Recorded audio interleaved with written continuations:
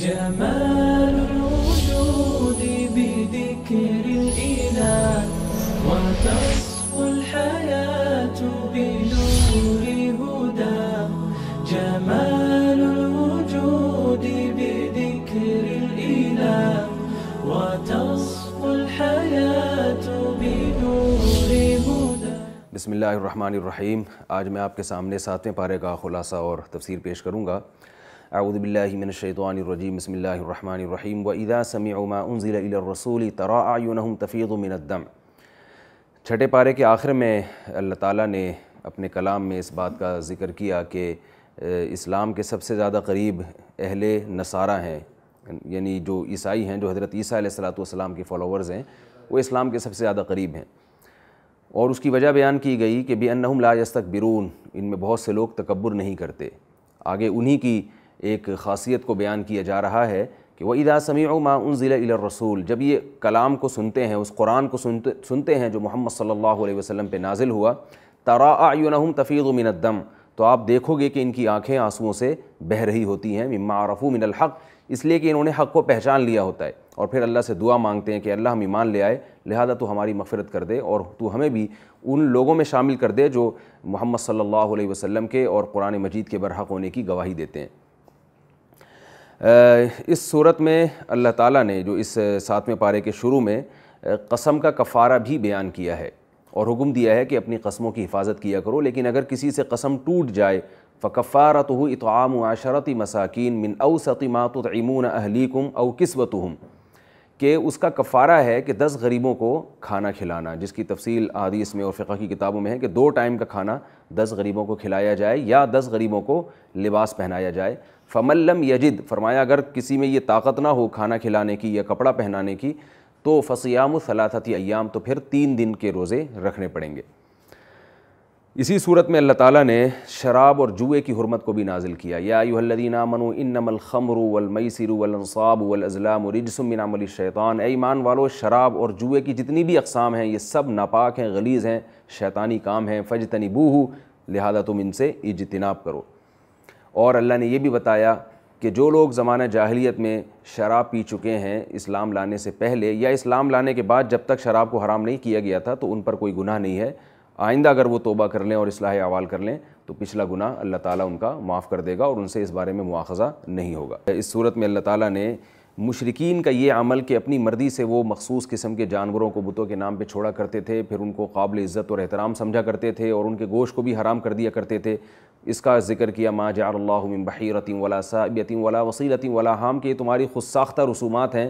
جس چیز کو اللہ حرام کہے اس کو حرام سمجھو، جس چیز کو اللہ حلال کرے اس کو حلال سمجھو. اور اللہ تعالیٰ نے یہاں یہ بھی تذکرہ کیا، قال اللہ یا عیسیٰ ابن مریم اذکر نعمتی علیک وعلی والدتک. اللہ تعالیٰ قیامت کے دن عیسیٰ علیہ السلام کو حاضر کریں گے اور ان سے پوچھیں گے کہ اے عیسیٰ ابن مریم، ہم نے آپ پر اتنے انعامات کیے، آپ کو تورات اور انجیل سکھائی اور آپ کو ہم نے کتاب کا علم دیا، جس کی تفسیر جمہور مفسرین نے کی ہے کہ قرآن مجید کا علم، کیونکہ قرب قیامت میں نازل ہوں گے. اور اذ ایدتک بروح القدس، جبریل کے ذریعے ہم نے آپ کو تقویت دی اور آپ مردوں کو ہمارے حکم سے زندہ کر دیا کرتے تھے. تبرئ الاکمہ والابرص، کوڑ کے مریض کو اللہ کے حکم سے آپ شفا دے دیا کرتے تھے اور برس کے مریض کو آپ اللہ کے حکم سے شفا دے دیا کرتے تھے. تخلق من الطین کہیئۃ الطیر، آپ پرندے کی ایک پتلا سا بناتے اور اس میں پھونک مارتے تو اللہ کے حکم سے پرندہ بن کے اڑنے لگتا. تو یہ سارے معجزات میں نے آپ کو دیے اور پھر آپ کو یہودیوں کے شر سے بھی بچایا. تو کیا انت قلت للناس اتخذونی و امی الہین من دون اللہ، تو کیا آپ نے لوگوں سے کہا تھا کہ تم اللہ کو چھوڑ کر مجھے اور میری ماں کو معبود بنا لینا؟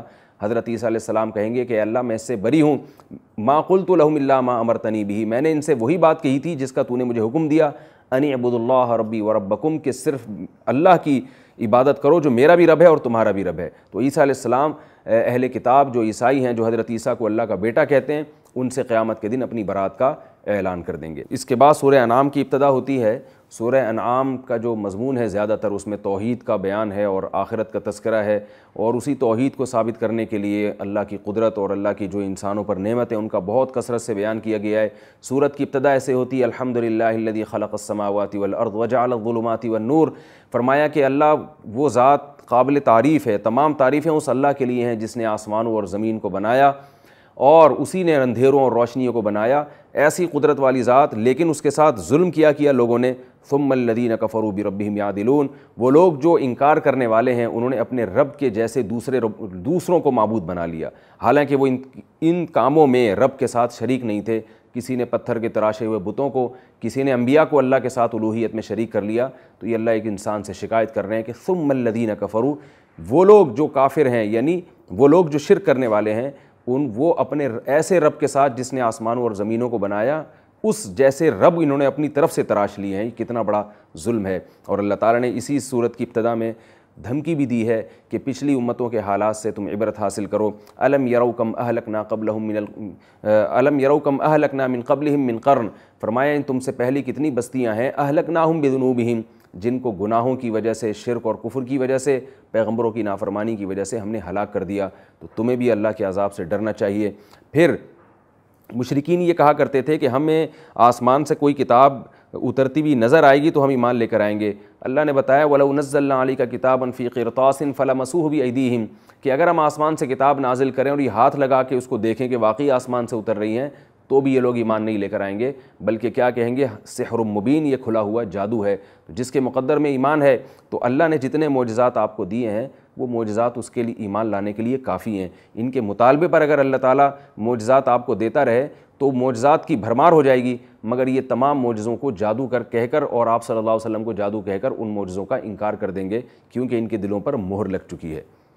اسی صورت میں اللہ تعالیٰ نے قیامت کا انکار کرنے والوں کو خسارے والوں میں شامل کیا۔ قد خسر الذین کذبوا بلقاء اللہ، فرمایا جو اللہ کی ملاقات کا انکار کرتے ہیں تحقیق وہ خسارے میں چلے گئے۔ اور اس کی وجہ بیان کی کہ دنیا کی محبت میں پڑھ کے تم آخرت کا انکار کرتے ہو، دنیا کی حیثیت کو اور اس کی پوزیشن کو واضح کیا۔ وَمَا الْحَيَاةُ الدُّنْيَا إِلَّا لَهْوٌ وَلَعِبٌ، فرمایا کھیل تماشا ہے، چند دن کا، فنا ہونے والی چیز ہے، اس میں اتنا زیادہ مشغول نہ ہو کہ تم آخرت سے غافل ہو جاؤ اور آخرت کا انکار کر بیٹھو۔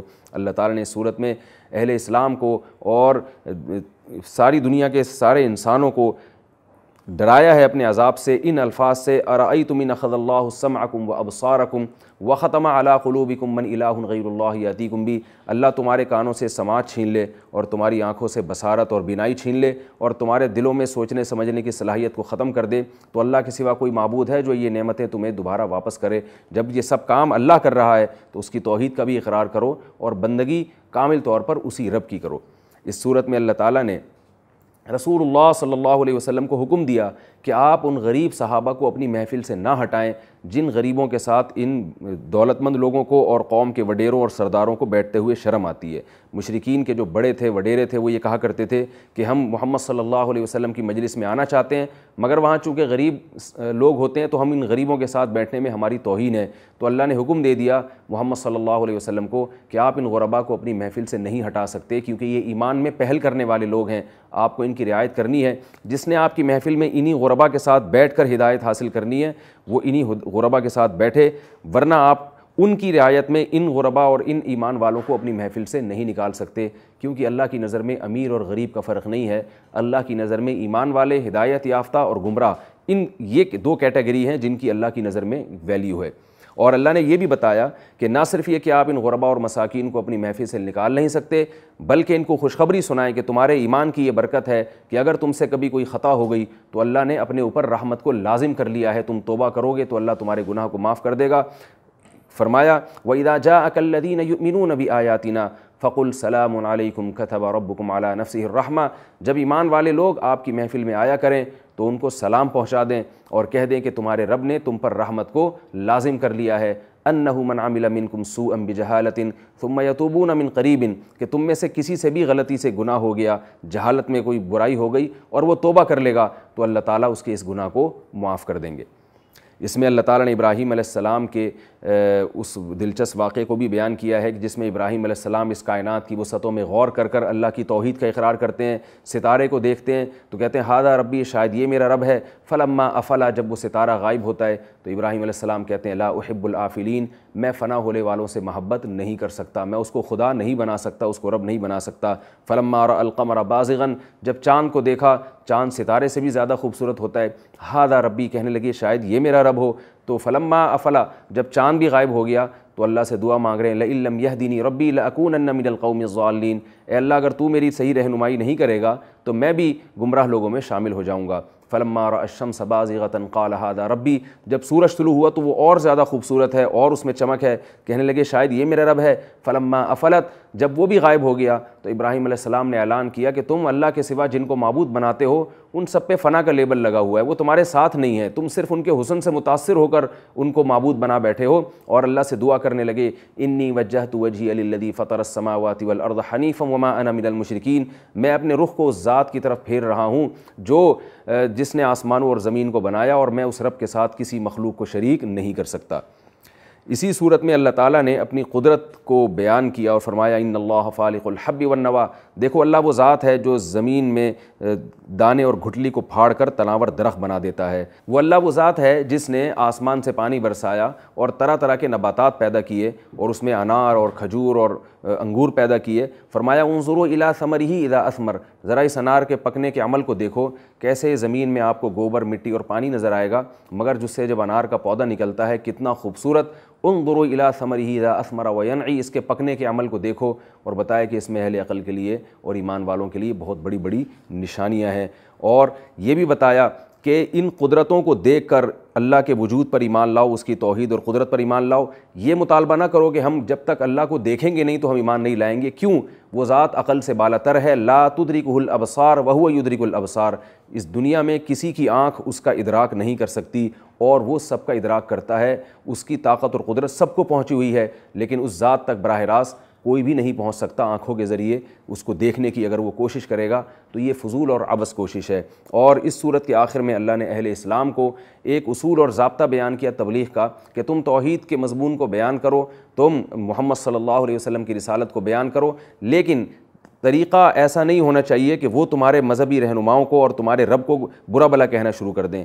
فرمایا وَلَا تَسُبُّوا الَّذِينَ يَدْعُونَ مِن دُونِ اللَّهِ فَيَسُبُّوا اللَّهَ عَدْوًا بِغَيْرِ عِلْمٍ، کہ جو لوگ اللہ کے سوا دوسرے بتوں کو پکارتے ہیں تم ان کے بتوں کو برا بھلا یعنی گالیاں مت دیا کرو، ان کے لیے غیر شائستہ الفاظ مت استعمال کیا کرو. نتیجہ یہ نکلے گا فَيَسُبُّوا اللَّهَ عَدْوًا بِغَيْرِ عِلْمٍ کہ وہ بغیر علم کے اللہ کو بھی برا بھلا کہنا شروع کر دیں گے. تو تبلیغ کا ایسا انداز نہیں ہونا چاہیے جس سے وہ آپ کے رب کو برا بھلا کہنا شروع کر دیں. یہ اللہ تعالیٰ نے ہمیں ایک اصول اور ضابطہ بیان کیا.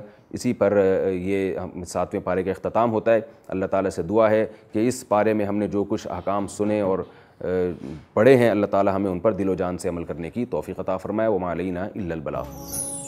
جمال الوجود بذكر الإله وتصفو الحياة بنور هداه. جمال الوجود بذكر الإله وتصفو